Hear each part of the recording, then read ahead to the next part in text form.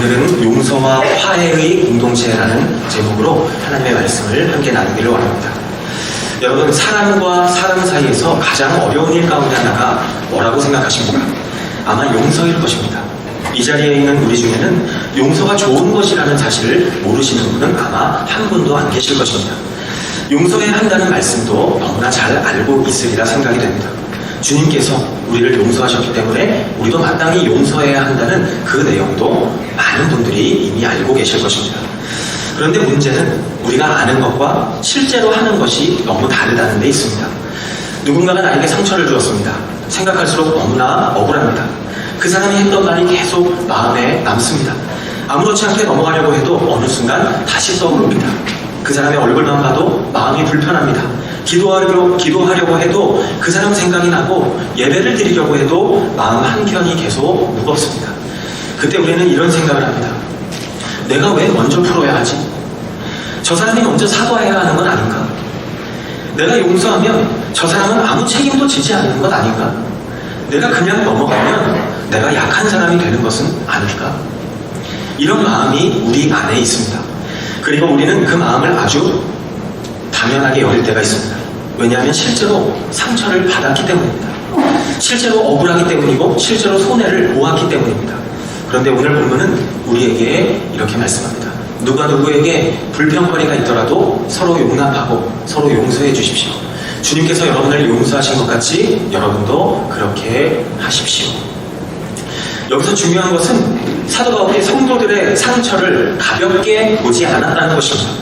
오늘 본문에 나오는 이 불평할 일이라고 하는, 이 불평거리라고 하는 단어를 원어로 보니까 헬라어로 몸패라는 단어입니다. 이것은 누군가에게 내가 정당하게 항의할 수 있는 이유, 실제적인 피해와 억울함을 내가 이야기할 수 있는 그런 뜻, 그런 억울함을 이야기합니다. 바울이 이 몸패라는 단어를 사용하고 있는 것을 보면 우리가 실제 삶에서 경험하게 되는 상처를 그냥 모른 척하고 넘어갈 일로 바울은 보지 않았다는 것을 알 수가 있습니다. 살다 보면 정말 억울한 일이 있을 수도 있습니다. 정말 상처가 있을 수 있고 불평할 만한 일이 생길 수도 있습니다. 그런데 오늘 본문은 바로 그 자리에서 십자가의 복음이 어떻게 우리의 삶에서 역사하시는지를 우리에게 말씀하고 있습니다. 오늘 말씀은 예수님의 십자가가 실제로 우리 관계 속에 어떻게 들어오는지를 설명해주고 있습니다. 예수님께서 보여주신 용서가 교회와 가정과 우리의 일상 속에서 어떻게 작동이 되고 실제가 되는지를 우리에게 보여주고 있습니다. 오늘 말씀의 제목은 용서와 화해의 공동체입니다. 오늘 우리는 이 질문을 통해서 말씀의 내용을 살펴보려고 합니다. 그 질문은 바로 이것입니다. 우리는 어떻게 용서할 수 있을까요? 우리는 어떻게 용서할 수 있을까요? 두 가지로 살펴보기 원합니다. 첫 번째는 하나님의 말씀을 통해 알 수 있는 사실은 마음의 법정을 내려놓아야 한다는 것입니다. 우리가 용서하기 위해서는 우리 마음속에 있는 법정을 내려놓아야 합니다. 사랑하는 여러분, 우리가 누군가를 용서하지 못할 때 물론 감정이 상하고 마음이 아픕니다. 억울하죠. 분노가 생기죠. 그게 현실입니다. 그리고 성경도 그것을 부정하지 않습니다. 그런데 거기서 성경은 한 걸음 더 들어가서 용서하지 못하는 마음은 단순하게 감정의 문제가 아니라 영적인 문제라고 이야기를 합니다. 예수님의 십자가를 너는 어떻게 믿고 있느냐, 이것과 관련된 부분이기 때문입니다. 우리는 누군가에게 상처를 받으면 각자가 마음속에 작은 법정을 세웁니다. 그리고 그 법정에서 내가 판사가 됩니다. 그리고 나에게 상처를 준 그 사람은 피고가 됩니다. 나는 그 사람의 말과 행동을 내 마음속에서 계속 증거로 제출합니다. 그 사람이 나를 어떻게 무시했는지, 어떤 말로 그 사람이 나를 상처를 주었는지, 어떤 태도로 나를 아프게 했는지 마음속에서 계속해서 생각하고 반복합니다. 그리고 내 마음속에서 내 스스로가 판결을 내리죠. 저 사람은 반드시 벌을 받아야 하네. 저 사람은 반드시 나한테 사과를 해야만 해. 저 사람이 날 힘들게 한 만큼 동일하게 저 사람도 고생을 해봐야 돼. 이것이 우리 마음속 법정에서의 판결입니다. 그런데 문제는 그 법정에서 하나님이 재판장이 아니라는 것입니다. 내가 재판장이고 내가 판사예요. 내가 판사이자 판결을 집행하는 집행자가 된다는 것입니다. 그리고 내가 판사가 돼서 나를 힘들게 한 그 사람에게 내가 청구서를 보냅니다. 넌 나한테 사과해야 돼. 너는 대가를 치러야 돼. 네가 내 억울함을 갚아줘야지. 내 마음이 풀릴 때까지 너는 죄인으로 남아있어야 돼. 이것이 바로 용서하지 못하고 있는 우리의 내면입니다. 그런데 복음은 우리에게 무엇을 말씀하고 있습니까? 예수님께서 십자가 위에서 모든 죄값을 다 지불하셨다고 말씀합니다. 예수님이 십자가에서 우리의 모든 죄의 문제를 다 해결하셨다고 분명하게 이야기합니다. 우리의 죄가 대충 넘어간 것이 아니라 십자가에서 완전하게 해결되었다는 것입니다. 오늘 본문에 보면, 오늘 13절 본문에 보면 주께서 여러분을 용서하신 것 같이 라는 표현이 나오죠. 여기서 용서했다라는 표현을 보면, 이 시제를 보면 단번에 완료된 사건을 이야기합니다. 주님의 용서는 날마다 우리의 상태에 따라 흔들리는 그런 불안한 용서가 아니라 예수 그리스도의 십자가 안에서 단번에 완벽하게 완성된 용서라고 이야기하고 있습니다. 이 말씀처럼 우리는 이미 그런 완전한 용서를 받은 사람들입니다. 우리의 과거에만 용서받은 것이 아니라 우리의 모든 죄가 그리스도 안에서 해결이 되었습니다. 그래서 로마서 8장 1절은 우리에게 이렇게 말씀하죠. 그러므로 이제 그리스도 예수 안에 있는 사람들은 정죄를 받지 않습니다. 그런데 우리가 다른 사람을 용서하지 못하고 끝까지 그 사람을 향한 원망과 분노를 붙잡고 있을 때 우리가 입술로는 다 말하지 않는다 할지라도 마음의 태도는 사실상 이렇게 말하고 있는 것이나 마찬가지예요. 주님, 제 죄를 용서하신 십자가는 저는 믿어요. 그런데 저 사람이 저에게 지은 그 죄만큼은 제가 아직 붙잡고 있겠습니다. 주님의 피가 제 죄를 다 해결해 주셨다는 사실은 제가 믿지만 저 사람의 죄에 대해서는 제가 추가적으로 더 따로 대가를 받아야 되겠습니다. 저 사람이 내가 원하는 기준만큼 사과를 하고 그리고 내 마음이 풀릴 때까지 저 사람이 고통을 받아야 제가 이 문제를 끝낼 수 있을 것 같습니다. 여러분, 이것이 용서하지 못하는 사람의 마음속에 있는 모순된 마음입니다. 우리는 십자가의 은혜로 용서를 받았다고 고백하면서도 정작 나에게 상처 준 그 사람 앞에서는 십자가의 은혜가 충분하지 않다는 사실을 충분하다는 사실을 적용하지 못할 때가 있습니다. 많은 성도들이 머리로는 분명하게 믿습니다. 예수님이 내 죄를 용서하셨다고, 나는 구원을 받았다고, 그리고 십자가로 충분하다고, 그렇게 머리로는 분명하게 믿지만 막상 관계 속에 들어가 보면 그 복음을 적용하지 못할 때가 있습니다. 하나님이 내 죄를 십자가에서 완전히 해결해 주신 것은 내가 믿지만 그 사람이 나에게 지은 죄만큼은 십자가로 충분하지 않다고 느끼는 것입니다. 이것이 우리 안에 있는 복음에 대한 모순된 마음입니다. 나는 은혜로 살기를 원하면서도 다른 사람에게는 율법적인 기준, 율법주의적인 기준을 들이댑니다. 나는 하나님께 용서받기를 원하면서도 다른 사람에게는 쉽게 유죄 판결을 내립니다. 주님께서 내 연약함을 오래 참아주시기를 바라면서도 다른 사람의 연약함은 오래 기다리지 못합니다.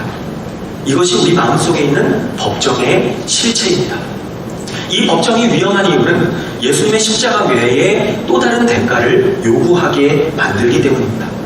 예수님께서 십자가 위에서 죄값을 담당하셨는데도 불구하고 우리는 마음속에 있는 법정에서 또 다른 대가를 요구합니다.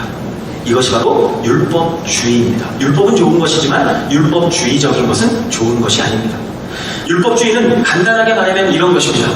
하나님의 은혜만으로는 충분하지 않다고 여기는 마음입니다.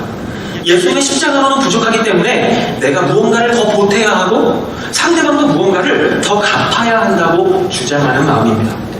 용서하지 못하는 마음이 바로 이와 같습니다. 그런데 용서는 내가 재판장이 되어서 끝까지 내가 내린 판결을 붙잡고 있는 것이 아니라 성경이 말하는 용서는 진짜 재판장이신 하나님께 재판장의 자리를 돌려드리는 것입니다. 내가 직접 죄값을 계산하고 받아내려고 하는 그 마음을 내려놓고 완전하신 공의와 완전한 사랑을 가지고 계시는 그 하나님께 그 사람과 그 사건을 맡겨드리는 것입니다. 이 부분에서 우리는 하나님의 공의에 대해서 다시 한번 생각해 보아야 합니다. 인류가 지은 모든 죄는 예외 없이 두 군데의 장소 중 한 군데에서 반드시 계산이 됩니다. 이 세상에는 그냥 사라지거나 공짜로 넘어가는 그런 죄는 없습니다. 하나님은 사랑의 하나님이시기도 하지만 동시에 공의의 하나님이시기 때문에 하나님은 죄를 대충 넘기시는 분이 아닙니다. 그래서 모든 죄는 반드시 대가를 치러야만 합니다. 죄의 문제가 계산되는 첫 번째 장소는 바로 예수 그리스도의 십자가입니다. 만약 나에게 상처를 준 그 사람이 회개하고 예수 그리스도를 믿는 참된 신자라고 한다면 그 사람이 나에게 지은 죄값은 예수님께서 갈보리 십자가에서 흘리신 피와 고통으로 이미 지불이 되었습니다. 하나님은 그 죄값을 그냥 넘어가시는 것이 아니라 그 죄값을 예수님께 물으셨습니다. 그래서 예수님께서 대신 찢기시고 벌을 받으시고 대신 피를 흘리신 것이죠. 그런데 만약 내가 그 사람에게 끝까지 복수해야겠다는 마음을 가지고 있다면 그 마음속에는 어떠한 생각이 깔려있는 것일까요? 예수님이 이미 피 흘려 갚으신 이 죄값에 대해서 예수님의 피로는 모자라기 때문에 내가 직접 그 사람에게 죄에 대한 대가를 추가로 받아내야겠다라고 생각하는 것과 같습니다. 이것은 단순한 감정의 문제가 아니라 영적인 교만이 될 수도 있습니다. 죄의 문제가 계산되는 두 번째 장소는 바로 하나님의 최종 심판대입니다.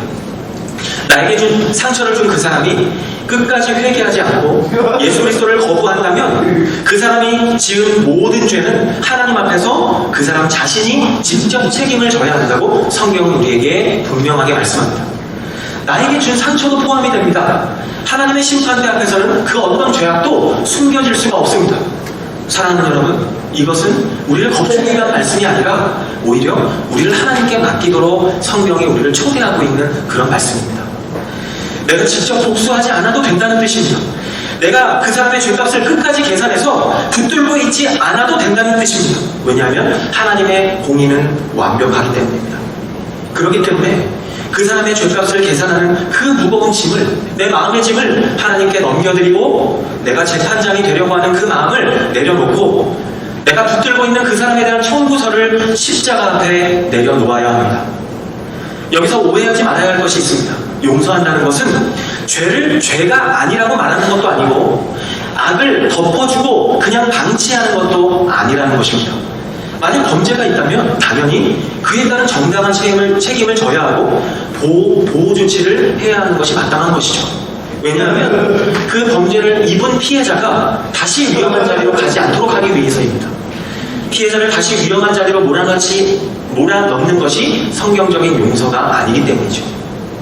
그렇다고 해서 처음에 말씀드린 것처럼 내 마음속에서 상대를 계속 붙잡아두고 있고 하나님께 맡기지 못하고 내가 최종적인 재판장이 되어서 그 사람을 계속해서 정죄하면서 살아가는 것은 사실상 내 스스로가 내 자신을 영혼의 감옥 안에 가두는 것이나 마찬가지입니다. 중요한 것은 성경이 말하는 용서는 내가 마음속의 재판장의 자리에서 내려와서 그 사람을 하나님께 맡기는 것입니다. 그런데 이러한 가르침은요, 골로새서가 기록된 AD 1세기 이 그리스 로마 사회의 가치관과는 정면으로 충돌하는 생각이었습니다.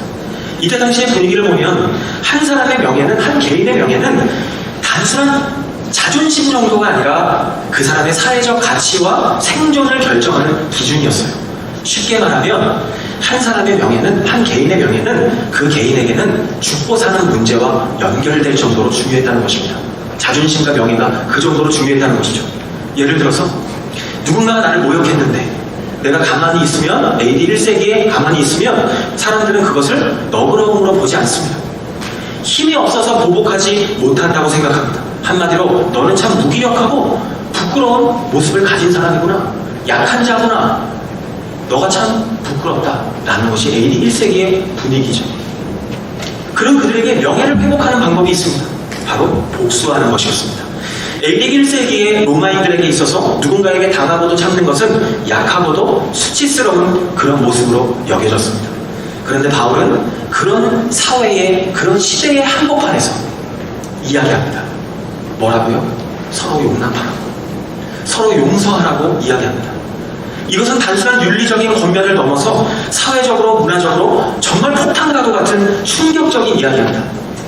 세상은 뭐라고 이야기합니까? 당한 만큼 갚아야 된다고, 네 자존심을 지켜야 된다고, 절대로 무시당하지 말라고, 상대가 너를 아프게 했으면 뭐라고 이야기해요? 너도 그만큼 아프게 하라고 이야기하죠.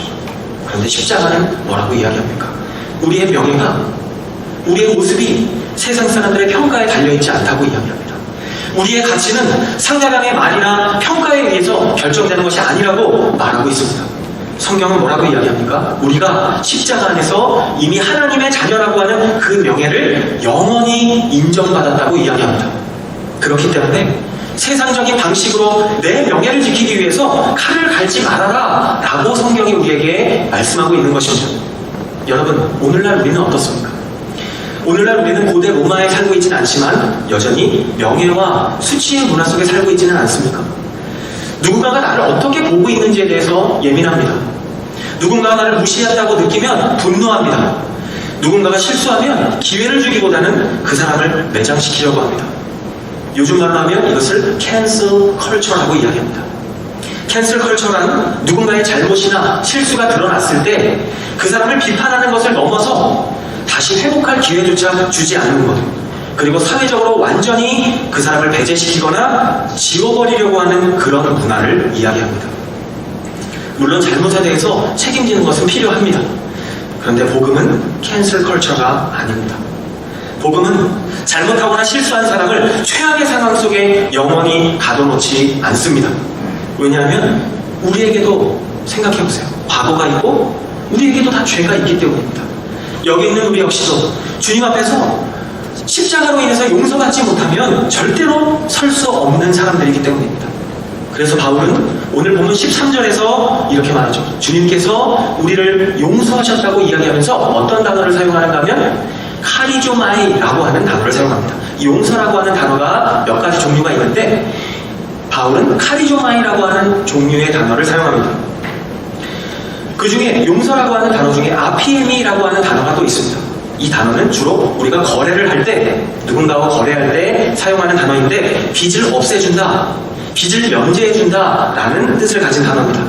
내가 상대방으로부터 받아야 될 부채가 있다면, 빚이 있다면 내가 그것을 그 사람에게 청구하지 않고 없던 일로 해주는 그런 의미의 단어가 바로 아피엠입니다. 그런데 오늘 골로새 3장 13절 본문에서 바울은 아까 말씀드린 것처럼 아피에미를 사용한 것이 아니라 카리조마이라는 단어를 사용합니다. 이 카리조마이라는 단어는 우리가 알고 있는 은혜, 카리스라는 단어에서 나온 것입니다. 단순히 없던 일로 해주는 정도가 아니라 자격이 없는 사람에게 과분하게 호의까지 베풀어주는 것, 그것을 이야기합니다. 성경은 그리스도인들이 바로 그런 은혜를 받은 사람이라고 이야기합니다. 예수님을 믿는 우리는 예수님을 통해서 죄 문제만 해결받은 것이 아니에요. 하나님은 예수님을 통해서 우리를 아피에미로 멈추지 않으셨습니다. 에베소서에 보니까 한 걸음 더 나가서 하나님께서 우리를 카리조마이, 죄만 용서해 주신 것이 아니라 하나님의 자녀로까지 삼아주셨습니다. 그리고 하늘에 속한 풍성한 복을 우리에게 주셨다고 성경은 우리에게 말씀합니다. 한마디로 카리조마이를 베풀어 주신 것이죠.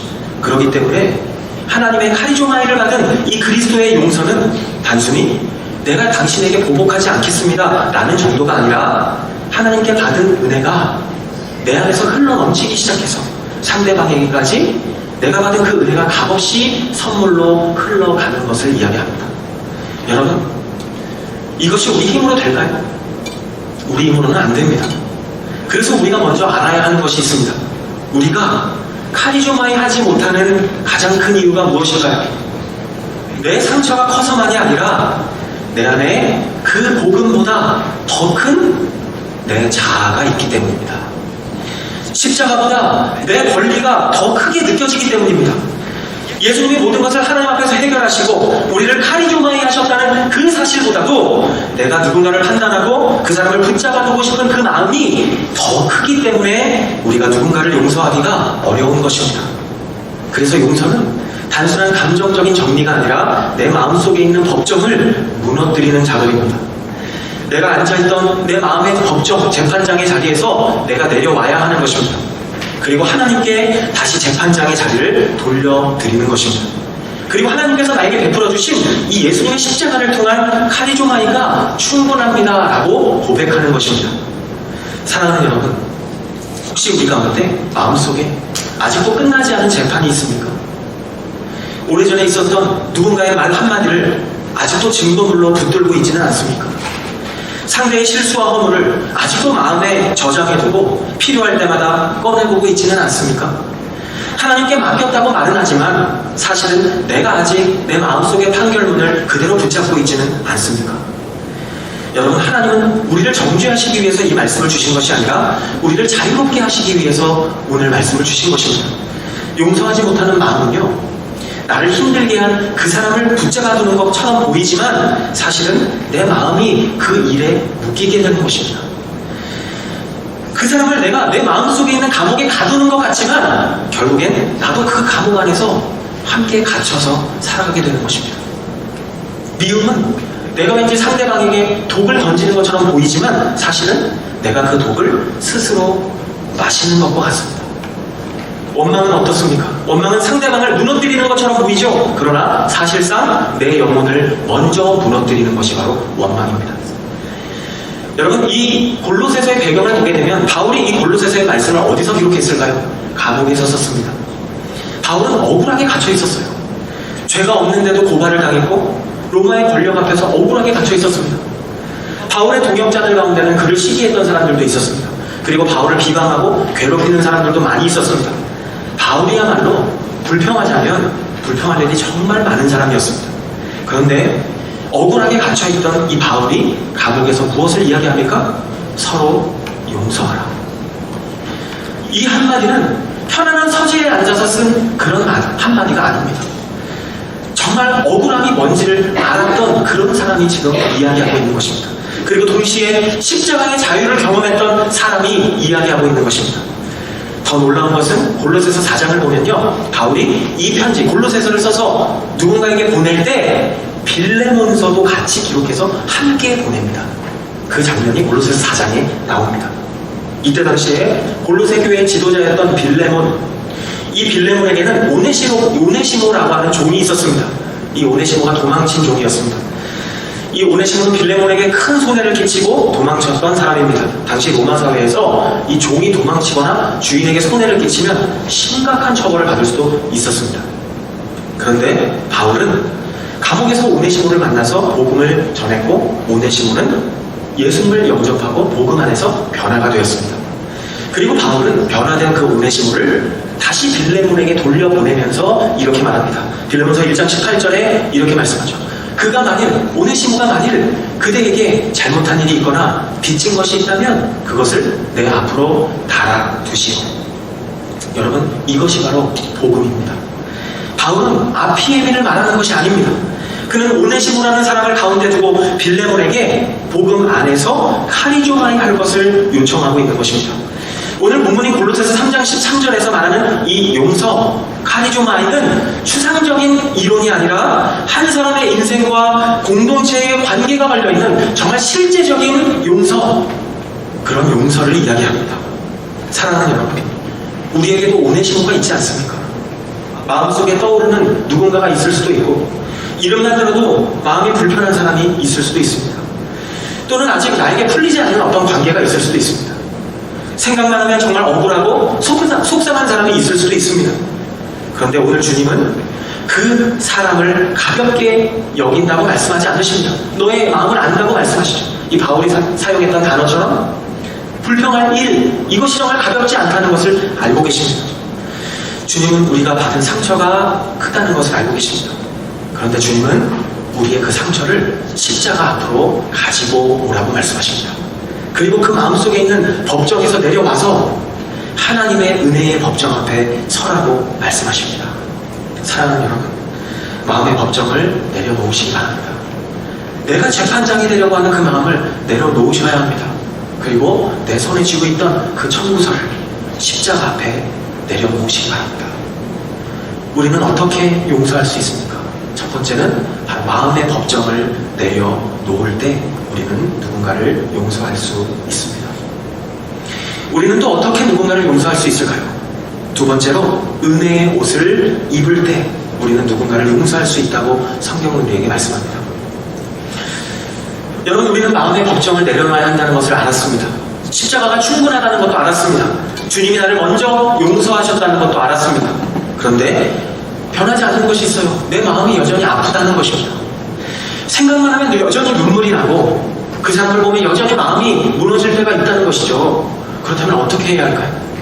억지로 그 사람을 용서해야 되겠습니까? 아니면 아무렇지 않은 척 해야 할까요? 아니면 신앙이 좋은 사람처럼 그냥 겉으로 웃어야 할까요? 성경을 보면 하나님은 우리에게 가식적인 용서를 요구하지 않으세요. 누군가를 용서한다는 것이 정말 얼마나 어려운 것인지도 하나님은 알고 계십니다. 그런데 우리에게 용서가 정말 어려운 이유가 있다면 용서가 어려운 이유는 내가 누군가를 용서하기 위해서 그러기 위해서는 내 정당한 권리를 내려놓아야 하기 때문입니다. 예를 들면 내가 그 사람에게 듣고 싶은 사과, 내가 그 사람에게 듣고 싶은 해명, 내가 그 사람에게 돌려받고 싶어하는 배상, 내 억울함이 정말 풀려야 된다는 그 마음, 이런 모든 것들을 내가 원하는 것들을 다 내려놓고 하나님께 맡겨야 하기 때문에 그래서 용서가 어려운 것입니다. 정말 이것은 쉽지 않습니다. 이것은 마치 내 자아의 죽음을 상징하는 장례식과 같기 때문이죠.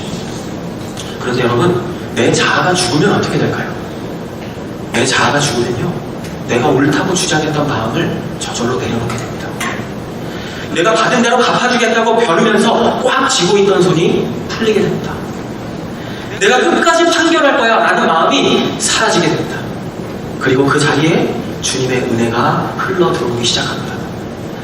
용서는 말처럼 참 쉽지 않습니다.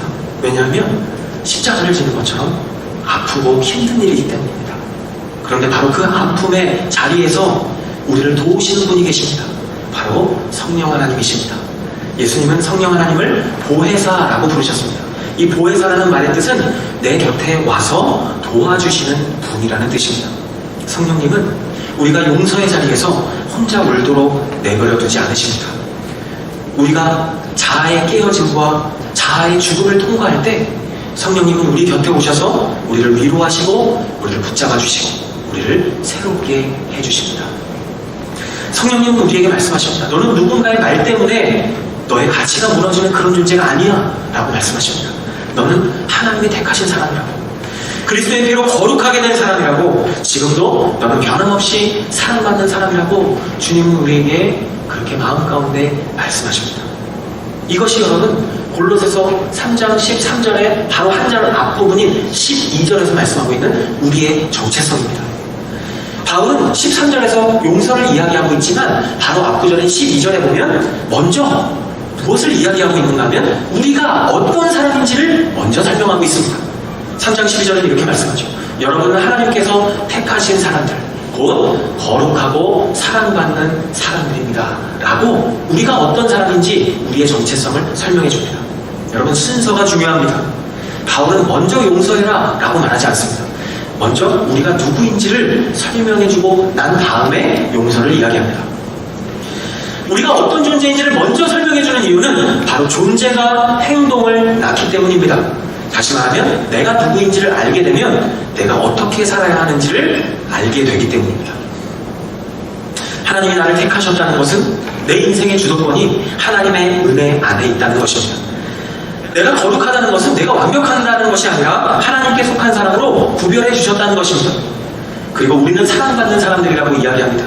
여기서 사랑받는다는 것은 하나님이 잠깐 동안만 우리를 사랑해 주신 것이 아니라 과거에 시작된 하나님의 사랑이 지금도 계속되고 있고 앞으로도 끊어지지 않을 거라는 뜻입니다.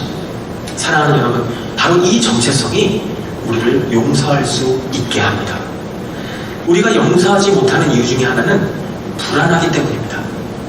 내가 용서하면 내 자존심과 내 자아가 무너질 것 같고 약하게 보일 것 같고 내 가치가 짓밟힐 것 같아서 우리는 불안해합니다. 그런데 복음은 이야기합니다. 우리가 이미 하나님 안에서 안전한 존재라고, 우리의 가치는 이미 하나님 안에서 확실하게 결정되었다고, 누군가의 말이나 행동이 너의 가치나 존재를 결정하는 것이 아니라고 복음은 우리에게 이야기합니다. 여러분, 하늘로부터 오는 이런 안정감이 우리 안에 있을 때 우리는 비로소 용서의 자리로 나아갈 수 있습니다. 용서는 어떤 사람이 할 수 있습니까? 하나님 안에서 자신의 존재가 안전하다고 그렇게 믿고 알고 있는 사람이 용서할 수 있습니다. 내가 아직도 사람들의 평가로 내 가치를 증명해야 한다면 누군가의 말 한마디가 나를 무너뜨려요. 내가 아직도 내 자존심으로 나를 지켜야 된다면 누군가의 모래압 앞에서 어떤 마음이 듭니까? 반드시 갚아줘야 되겠다는 마음을 가질 수밖에 없습니다. 그런데 하나님께서 나를 택하시고 거룩하게 하시고 사랑하신다는 그 사실이 내 안에 깊숙이 자리 잡게 되면 더 이상 복수로 증명하지 않아도 됩니다. 왜냐하면 하나님이 나를 붙들고 계시기 때문에. 그래서 바울은 이 정체성을 말한 다음에 곧바로 옷을 입으라고 이야기합니다. 하나님께 택함받고 거룩하게 되고 사랑받는 사람들이라면 이제 그 신분에 맞는 옷을 입으라는 것입니다. 새 사람이 되었으면 옛사람의 낡은 옷을 벗고 새 옷을 입으라고 이야기합니다. 그래서 12절에서 긍휼과 자비와 겸손과 오래 참음을 옷 입어라. 여기에 나오지 않지만 바로 이 구절의 뒷부분에 그렇게 이야기합니다. 바울이 설명하는 삶의 모습은 바로 서로 용납하고 용서하는 그러한 신분의 변화에서 나오는 모습인 것입니다. 여러분, 누군가를 용납한다는 것도 그렇습니다. 마음속으로 단순히 참는 것이 아니라 상대의 연약함과 미성숙함이 무너져 내릴 때 어깨로 그 밑을 지탱해서 붙잡고 있다는 그런 의미의 단어를 사용하고 있습니다. 안에코마이, 용납하다, 지탱하다, 내가 받쳐서 들어올린다 라는 뜻입니다. 교회 안에는 참 다양한 사람들이 있습니다. 성숙한 사람도 있지만 성숙하지 못한 사람도 존재합니다. 말이 빠른 사람도 있고 느린 사람도 있습니다. 쉽게 상처받는 사람이 있는가 하면 자기가 상처 주는 줄도 모르는 사람이 있습니다. 어떤 사람은 너무나 예민한 사람이 있는가 하면 어떤 사람은 너무 무딘 사람이 있습니다. 어떤 사람은 늘 자기중심적인 사람도 있습니다. 그런 사람들을 용납하는 것은 쉽지 않습니다. 무거운 짐을 정말 어깨에 지는 것처럼 힘듭니다. 그런데 성경은 주님께서 그런 우리를 포기하지 않고 끝까지 품어주시고 사랑해 주셨다고 말씀합니다.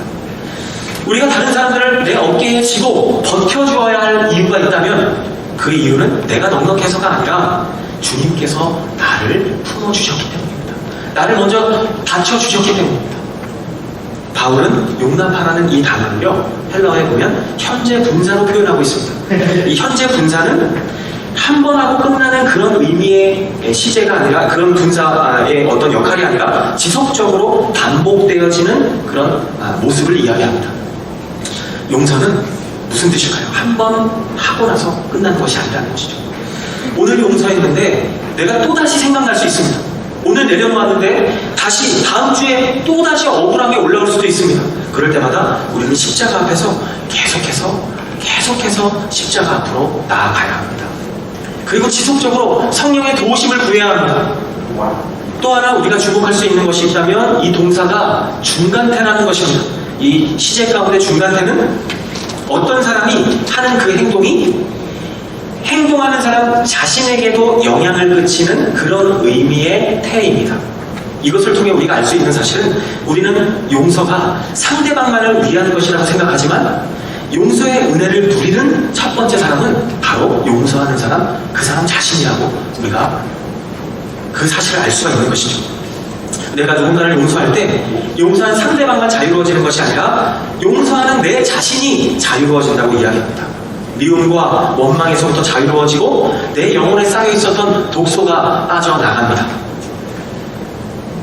오늘 보면 13절에 보니까요, 오늘은 좀 단어로 풀어가고 있습니다. 주님께서 우리를 용서하신 것 같이라는 표현에 보면 같이라는 단어가 나오죠. 이 단어의 뜻을 보면 흉내내는 그런 의미의 단어가 아니라 똑같이 닮아가는 것을 이야기합니다. 우리는 예수님을 멀리서 바라보면서 흉내내는 사람들이 아니라 그리스도와 연합한 사람들이라는 것을 이야기합니다. 성령님께서 여러분 우리 안에 계십니다. 그렇기 때문에 내가 용서할 수 없다고 정직하게 고백할 때 성령 하나님이 그때 내 안에서 예수님의 마음을 부어주십니다. 주님, 제 힘으로는 안 됩니다. 그 사람을 생각하면 여전히 마음속에 분노가 올라오고 마음이 아픕니다. 그런데 주님께서 저를 용서해 주셨습니다. 주님의 그 용서가 제 안에서 넘쳐서 흘러가게 해주세요. 제가 억지로 흉내내는 용서가 아니라 주님의 생명에 정말 참여하는 그런 용서가 되게 해주세요. 이렇게 기도하면서 하나님 앞에 나아가는 것입니다. 내 힘으로 안 된다는 것을 인정하고 주님께 받은 용서를 붙잡는 것입니다. 그리고 그 복음 안에서 우리는 조금씩 용서의 자리로 나아갈 수 있습니다. 골로새서 3장 전체의 내용을 보면 복음 안에 있는 사람이 추구하는 삶의 모습이 구체적으로 어떠한 모습인지를 1절과 2절에서부터 이야기합니다. 바로 뭐라고 이야기합니까? 위의 것을 추구하라 라고 이야기합니다. 이렇게 말씀하죠. 그러므로 여러분이 그리스도와 함께 살리심을 받았으면 위에 있는 것들을 추구하십시오. 거기에는 그리스도께서 하나님의 오른편에 앉아 계십니다. 여러분은 땅에 있는 것들을 생각하지 말고 위에 있는 것들을 생각하십시오. 우리의 시선을 어디에 고정하라고 이야기합니까? 위에 고정하라고 이야기합니다. 우리의 정체성은 땅에 있지 않고 그리스도 안에 있다는 것입니다. 그리고 5절부터 9절까지의 내용을 보면 땅에 있는 것들을 죽이고 옛사람을 벗어버리라고 이야기합니다. 음란과 부정과 욕심뿐만 아니라 분노, 악에 찬 비방, 부끄러운 말까지도 벗어버리라고 이야기합니다. 관계를 무너뜨리는 옛사람을 벗어버리라는 것입니다. 그리고 12절부터 바로 앞구절이죠. 새 옷을 입으라고 이야기합니다. 긍휼, 자비, 겸손, 온유, 오래 참음, 용납, 용서, 이것이 바로 새 옷입니다. 이러한 맥락에서 보면 오늘 이 13절은 갑자기 튀어나온 용서라는 그런 개념이 아니라 골로새서 3장 전체의 자연스러운 결론이라는 것을 알 수가 있습니다.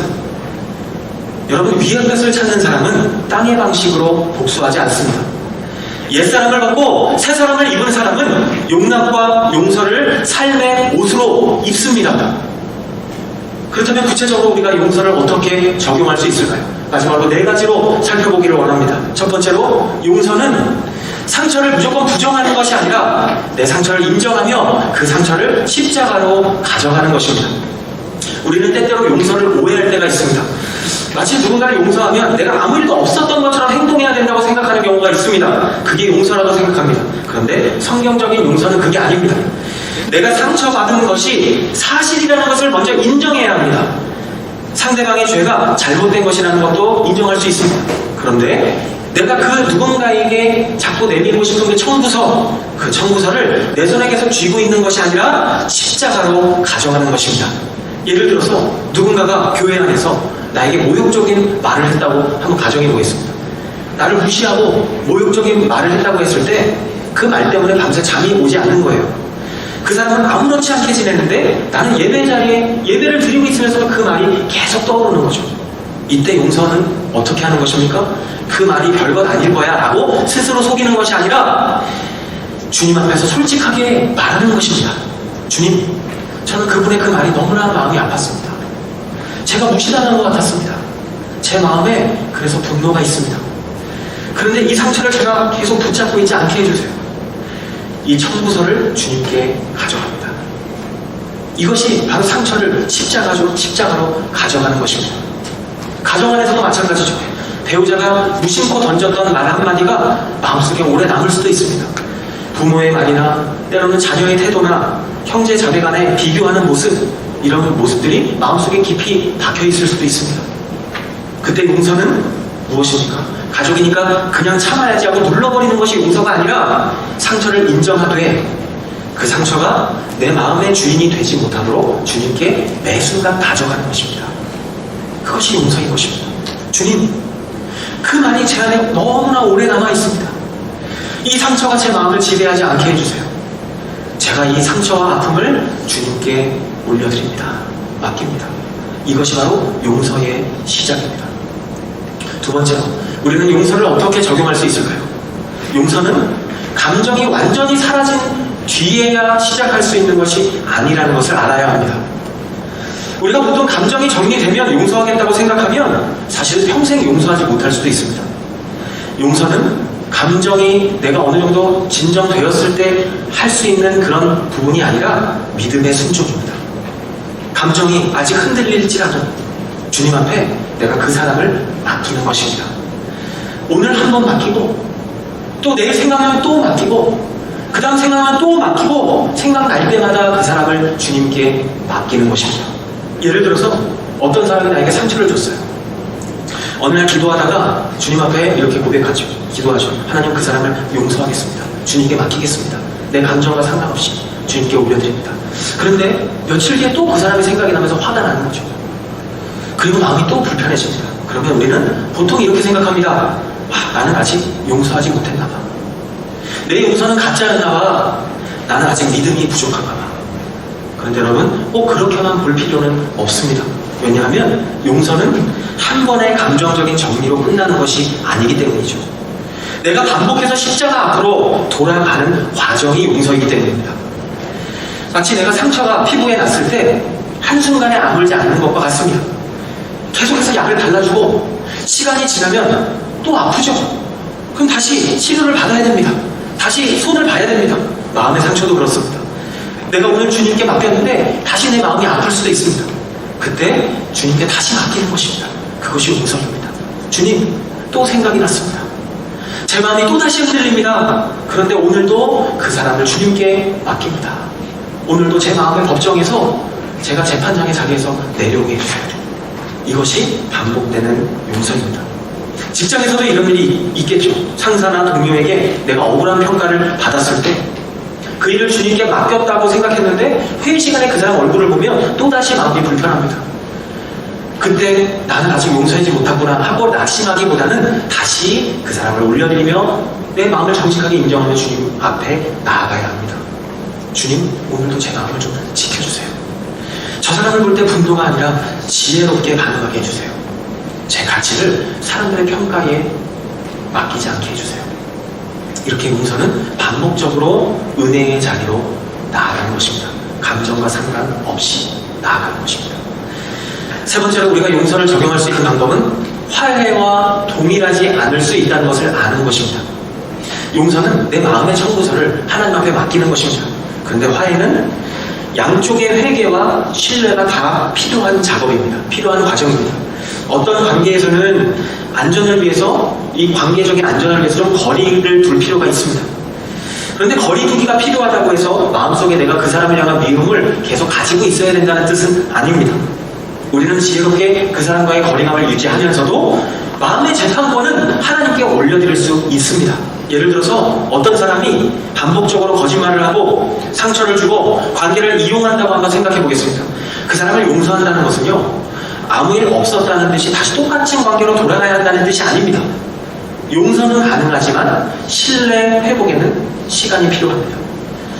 예를 들어 돈 문제로 상처 주는 사람이 있을 수도 있습니다. 그 사람을 주님 앞에서 용서할 수 있겠죠. 그런데 다시 조건 없이 돈을 맡기거나 보증을 서는 것이 지혜로운 것이 아닐 수 있습니다. 용서와 신뢰는 같은 의미가 아닙니다. 용서는 은혜의 문제이고 신뢰는 회복의 과정입니다. 화해와 연결되는 단어입니다. 또 어떤 관계에서는 정서적인 그리고 신체적인 안전이 필요할 수 있습니다. 계속해서 누군가가 포번하거나 위협하는 사람과 무조건 가까이 지내는 것이 성경적인 용서라고 말할 수는 없습니다. 그런 경우에는 어떻게 해야 할까요? 도움을 요청하거나 안전한 거리를 두고 필요한 보호를 받는 것이 지혜로울 수 있습니다. 그래도 마음속에서는 이렇게 기도할 수 있겠죠. 주님, 저는 이 사람의 죄값을 제가 직접 받으려고 하지 않겠습니다. 그런데 저에게는 지혜로움이 필요합니다. 이 사람과 지혜로운 거리감을 두는 것이 필요합니다. 제 마음이 그런 과정 속에서 미움에 사로잡히지 않게 해주세요. 또 같은 상처 안으로 다시 휘말려 들어가지 않게 해주세요. 이것이 바로 성경적인 용서와 지혜의 균형입니다. 교회 안에서도 마찬가지죠. 누군가의 관계 속에서 오해가 생겼을 때 용서는 즉시 시작될 수 있지만 화해하는 것은 대화와 회개와 시간이 필요할 수 있습니다. 신뢰 관계이기 때문이죠. 상대가 아직 잘못을 인정하지 않을 수도 있습니다. 그럴 때에도 우리는 마음속으로 계속 재판을 진행하지 않을 수 있습니다. 용서할 수 있죠. 하나님께 그 사람을 맡기고 필요하면 지혜로운 대화를 그 사람과 시도하고 그리고 공동체의 도움을 받을 수 있습니다.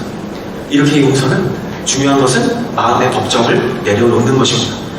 그리고 화해는 조금 더 나아가서 그 사람과의 관계 속에서 무너진 다리를 다시 놓는 것입니다. 그런데 이 다리를 다시 놓는 일은 서로에 대한 진실함과 신뢰와 시간이 필요하지만 내 마음속에서 먼저 그 사람에 대한 법정을 내려놓는 것은, 용서하는 것은 오늘부터 할 수 있는 일입니다. 우리는 용서를 어떻게 적용할 수 있을까요? 마지막 네 번째는 용서는 공동체를 살리는 복음의 능력이라는 것을 기억하는 것입니다. 교회는 완벽한 사람들이 모인 곳이 아닙니다. 용서받은 죄인들이 모인 곳입니다. 그래서 교회 안에는 반드시라고 말씀드렸습니다. 반드시 갈등이 생깁니다. 오해가 생길 수 있고 말실수가 생길 수 있습니다. 기대가 어긋날 수 있고 그때마다 우리가 세상의 방식으로 반응하게 되면 공동체는 분열되게 됩니다. 예를 들어서 봉사하다가 마음이 상할 수 있습니다. 나는 열심히 섬겼는데 아무도 알아주지 않을 때, 오히려 누군가 내 섬김을 비판할 때, 그러면 마음속에서 이런 생각이 올라올 때가 있죠. 내가 다시는 안 해야지. 내가 이렇게까지 해야 되나? 왜 저 사람은 항상 말만 하고 상처를 주는 거지? 그때 다시 내 마음속에서 또다시 법정이 열리려고 합니다. 그리고 그 사람의 말과 태도를 다시 증거로 모으기 시작합니다. 그리고 내 마음속에서 마음의 법정을 열고 그 사람을 정죄하기 시작합니다.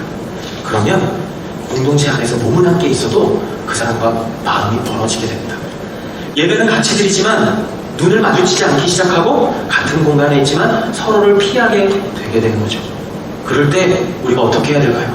우리가 십자가 앞에 서면 또 다른 길이 열립니다. 주님, 제가 상처받았습니다. 그런데 이 상처가 공동체를 찢는 그런 계기가 되지 않게 해주세요. 제가 먼저 마음의 법정을 내려놓겠습니다.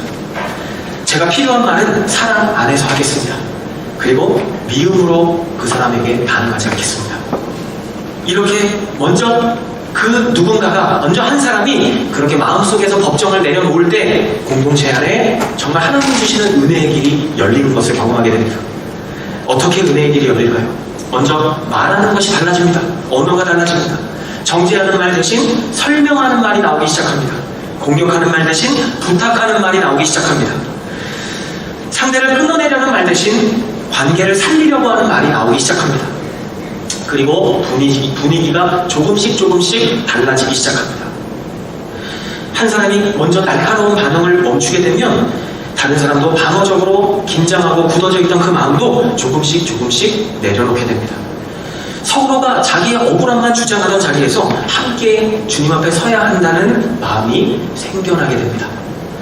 은혜의 길이 열린다는 것은 우리 삶에 문제가 없어진다는 뜻이 아니라 우리가 문제는 있지만 그 문제를 복음 안에서 다룰 수 있는 길이 열린다는 것을 의미합니다. 오해를 풀 수 있는 대화의 문이 열리고 사과할 수 있는 용기가 생기고 다시 섬길 수 있는 힘이 회복되는 것을 이야기합니다. 가정에서도 마찬가지입니다. 가족은 가장 가까운 관계이지만 그래서 가장 깊은 상처를 주기도 합니다. 남편과 아내 사이에 오래된 말들이 쌓여있을 수도 있습니다. 부모와 자녀 사이에 서운함이 자신도 모르게 쌓여있을 수도 있습니다. 형제자매 사이에도 비교와 경쟁의 마음이 남아있을 수도 있습니다. 특별히 가정 안에서요, 용서가 없으면 이 집은 함께 사는 공간인데 마음이 각자의 방에 갇혀버리게 됩니다. 그런데 한 사람이 먼저 주님 앞에서 마음의 법정을 내려놓으면 분위기가 달라질 수 있습니다. 말투가 달라지게 됩니다. 반응이 달라지고 상대방을 공격하는 대신에 내 마음을 주님께 먼저 맡기게 됩니다. 예를 들어 배우자가 똑같은 실수를 반복했을 때 이전 같으면 이렇게 말할 수 있겠죠. 또 시작이네. 어떻게 한 번도 변한 적이 없어. 내가 몇 번을 말했는데 또 저러지. 그런데 은혜의 옷을 입은 사람은 그런 상황에서 잠시 멈춥니다. 그리고 마음속으로 기도합니다. 주님, 제가 지금 또 판사가 되려고 합니다. 제 마음을 좀 붙잡아주세요. 정죄하는 말이 아니라 살리는 말을 하게 해주세요. 그리고 이렇게 말할 수 있겠죠. 이 일이 내 마음에는 조금 힘들게 느껴져요. 당신을 탓하고 싶은 마음은 없어요. 우리 서로 상처 주지 않도록 차분하게 얘기해봤으면 좋겠어요. 이것이 바로 용서가 공동체를 살리는 방식입니다. 용서는 문제를 덮어버리는 것이 아니라 문제를 복음 안에서 다룰 수 있는 공간을 만드는 것입니다. 교회가 세상과 다른 이유가 무엇입니까? 갈등이 전혀 없기 때문이 아닙니다. 교회가 세상과 다른 이유는 갈등이 생겼을 때 십자가 앞으로 돌아갈 수 있기 때문입니다. 서로 완벽해서 하나가 되는 것이 아니라 서로 다르지만 서로가 용서받은 죄인이라는 것을 알기 때문에 서로가 손을 내밀 수 있는 것입니다. 그렇기 때문에 우리가 은혜의 옷을 입을 때 가정이 살아나고 교회가 살아나고 우리의 관계가 살아납니다. 그리고 세상은 우리의 모습을 통해서 십자가의 능력을 보게 됩니다. 사랑하는 여러분, 우리가 이렇게 살 수 있는 이유는 무엇일까요? 이유는 하나입니다. 바로 주님께서 우리를 용서해 주셨기 때문입니다. 주님은 우리의 죄의 빚을 탕감해 주셨을 뿐만 아니라 은혜의 선물을 부어주셨습니다. 우리를 겨우 벌하지 않는 정도, 죄를 용서해 주시는 정도로 우리를 대해 주신 것이 아니라 하나님의 자녀까지 삼아주시고 하늘의 신령한 복으로 우리에게 내려주시고 의의 옷을 우리에게 입혀주셨습니다. 그 은혜를 받은 사람이 바로 그 은혜를 흘려보낼 수 있습니다. 우리는 어떻게 용서할 수 있습니까? 바로 은혜의 옷을 입을 때 용서할 수 있습니다. 말씀을 마무리합니다. 우리는 오늘 말씀을 통해서 우리가 어떻게 용서할 수 있는지에 대해서 살펴보았습니다. 두 가지였습니다. 첫 번째는 마음의 법정에서 내려오는 것이었습니다. 여러분, 용서하지 못하는 마음이 있다면 주님께 가져가시기 바랍니다. 내가 판사가 되어 그 사람을 계속 정죄하려고자 하는 그 마음을 내려놓으시기 바랍니다. 그리고 그 사람을 하나님께 맡기시기 바랍니다. 마음의 법정을 내려놓으라. 두 번째는 은혜의 옷을 입는 것입니다. 내 힘으로 용서하려고 하는 것이 아니라 성령님의 도우심을 구하시기 바랍니다. 주님께서 나를 먼저 용서하셨다고 하는 그 은혜를 붙잡으시기 바랍니다. 그리고 주께서 우리를 용서하신 것처럼 우리도 용서의 길을 걸어가시기 바랍니다. 새롭게 시작되는 한 주간의 삶 속에서 주님의 은혜가 우리의 마음을 자유롭게 하시고, 그리고 우리의 가정과 교회가 용서와 화해의 공동체가 될 수 있도록, 그리고 우리의 삶의 자리가 용서와 화해의 공동체가 될 수 있도록 하나님께서 은혜로 함께 해주시기를 간절히 소망합니다. 이 시간 우리 말씀을 기억하시면서 우리 합심해서 좀 기도하기 원합니다.